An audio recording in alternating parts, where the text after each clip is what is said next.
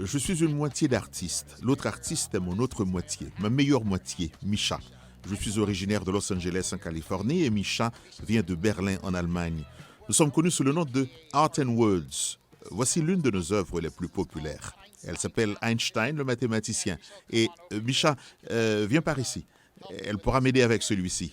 Mon préféré, mon amour. Donc, c'est une véritable équation de l'amour. Et il est dit sur un papier, je t'aime et je veux qu'on se serre pour toujours ou aussi près que possible de l'infini. C'est une théorie quantique. J'aime le papier. J'étais cartographe, donc j'aime le papier. En Allemagne, on apprend à faire des cartes à la main, pas avec AutoCAD. J'ai appris à tremper la plume dans l'encre et la loupe et à tout peindre. Nous avons vu des artistes sur notre propre écriture. Oui, En un sens, faire notre propre forme. Et Misha a eu l'idée de prendre mes dessins et ses dessins et de les combiner dans cette sorte d'application. Et j'ai dit, si on doit faire des dessins plus fous, plus pop art. ouais. This is from Ceci est de 1937. Nous devons trouver notre propre langage et notre propre concept qui parle vraiment aux gens. Ce que nous faisons avec ça, c'est que lorsque nous passons au peigne fin chacun de ces papiers, parce que rien n'est aléatoire, nous choisissons en fait les mots qui se trouvent en haut de chaque page du dictionnaire pour renforcer le thème central de ce que nous essayons de dire pour l'œuvre d'art. Nous avons créé cette œuvre, vous savez, en l'honneur de RBG elle-même, Ruth Bader Ginsburg. Elle était super branchée, super cool.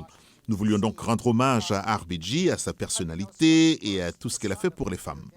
Et lorsque l'œuvre s'est retrouvée dans la galerie de Washington, D.C., à notre insu, le fils de Ruth Bader Ginsburg l'a vue dans une galerie et il nous a contactés. Il a dit « Ça vous dérange si je peux en avoir une copie pour l'offrir à ma mère ?»« Vraiment, comme ta mère ? Tu veux dire la seule et unique Ruth Bader Ginsburg ?»